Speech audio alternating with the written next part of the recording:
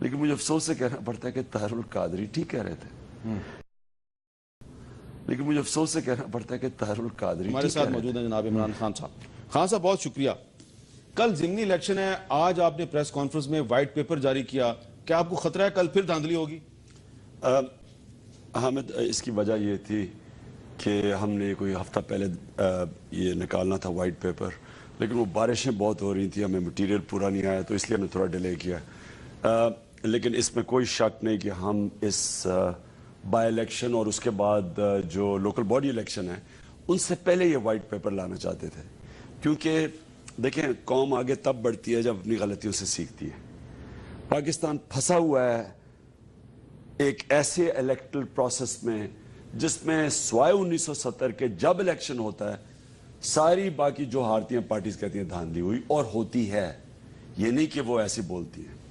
اب میں صرف دیکھنے والوں کے لیے یہ کہنا چاہتا ہوں کہ 400 الیکشن پٹیشنز ہیں جس میں تحریک انصاف کی صرف 64 ہے، یعنی 400 لوگوں نے اس الیکشن میں سمجھا ہے کہ یہ الیکشن فیئر نہیں ہوا، ان سے زیادتی ہوئی، اور وہ پٹیشنز ہیں۔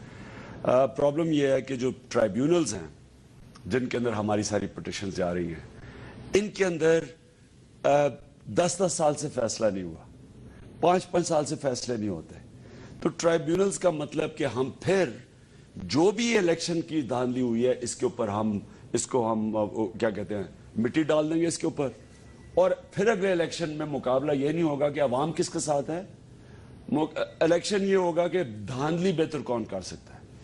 اس ملک نے اگر آگے بڑھنا ہے تو صاف اور شفاف الیکشن تب ہوں گے جب ہم یہ پکڑیں گے کہ کیا کیا دھاندلی ہوئی ہیں، ان کو کیسے ہم نے ٹھیک کرنا ہے، کیا قدم اٹھانے ہیں، کیسے بہتر الیکشن کروانا ہے۔ کہ ہندوستان میں 40 کروڑ لوگ ووٹ ڈالتے ہیں، وہاں دھاندلی نہیں ہوتی۔ اب تو چیف الیکشن کمیشن بدل گیا ہے، تو ابھی بھی خطرہ ہے آپ کو؟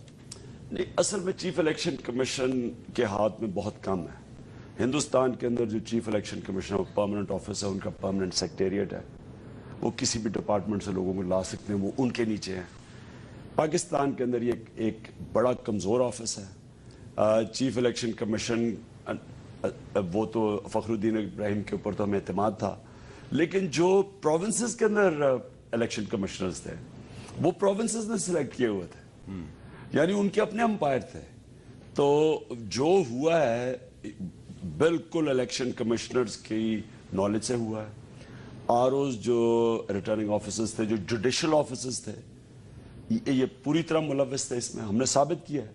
ہم نے وہاں ایسی ایسی چیزیں دکھائی ہیں کہ ایک سرگودا میں نواز شریف کا حلقہ جدھر وہ لڑے الیکشن، ہم نے ثبوت دیا ہے کہ ایک پولنگ سٹیشن کے اوپر رجسٹرڈ ووٹس جو ہیں وہ 1500 ہیں، 8000 ووٹ پڑ گیا وہاں، تو کدھر تھے یہ ریٹرننگ آفیسر کو نہیں پتا چلا۔ 1500 رجسٹرڈ ووٹ ہے اور 8000 ووٹ پڑ گئے وہاں پہ، 8000 ووٹ پڑا ہے جدھر 1500 رجسٹرڈ ووٹ ہے۔ میرے حلقے میں کئی پولنگ سٹیشن میں 100% سے زیادہ ووٹنگ ہوئی ہے، تو یہ کدھر تھے ریٹرننگ آفیسر، ان کو نظر نہیں آ رہا تھا کیا ہو رہا ہے۔ آپ کے حلقے میں جو 100% سے زیادہ ووٹنگ ہوئی ہے تو وہ تو ووٹ آپ کو پڑے ہوں گے نا؟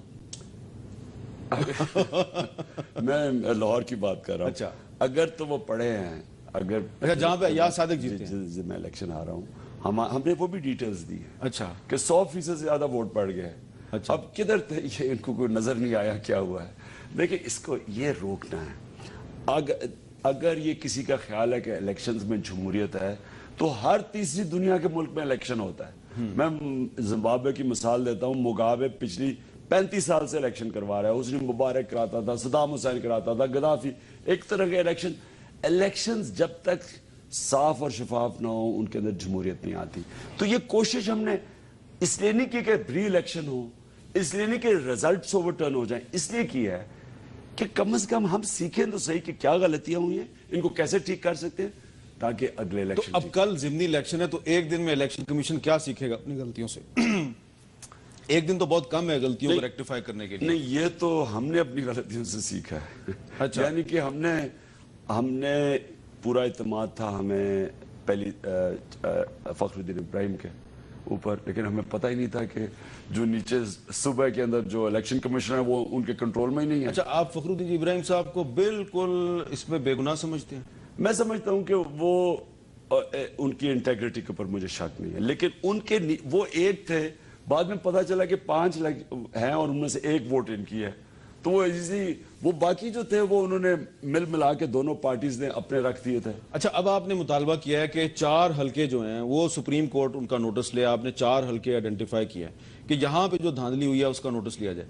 کیا آپ کیا چاہتے ہیں کہ جوڈیشری کیا کرے ان 4 حلقوں میں، اور صرف وہی 4 حلقے کیوں؟ دیکھیں، میں آپ کو اس کے اوپر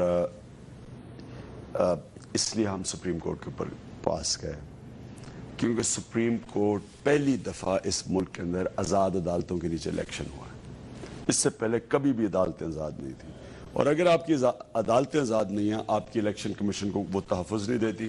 اس لیے جو بھی ڈکٹیٹرشپ میں الیکشنز ہوتے ہیں وہ اس لیے جو بھی گورنمنٹ ہوتی ہے وہ جیت جاتی ہے کیونکہ عدالتیں آزاد نہیں ہوتی، تو وہ جو بھی عدالتوں سے کروانا ہوتا ہے کروا لیتے ہیں۔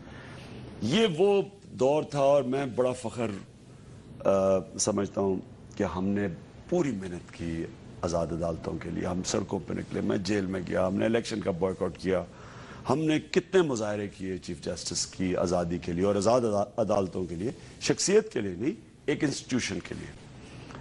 تو جب ڈاکٹر طاہر القادری نے سب کو کہا کہ یہ الیکشن یہاں الیکشن سے چینج نہیں آ سکتا کیونکہ پروسیس بالکل کرپٹڈ ہے، اس کو پہلے ٹھیک کرو، تو ہمیں انہوں نے کہا کہ ساتھ ہمیں دعوت دی کہ یہاں آؤ اسلام آباد میں۔ ہمارے سب نوجوان آنا چاہتے تھے، لیکن ہم اس لیے نہیں گئے کہ ہم نے کہا کہ پہلی دفعہ آزاد عدالتوں کے نیچے الیکشن ہو رہا ہے، اور ہمیں فخر الدین ابراہیم پہ اعتماد تھا۔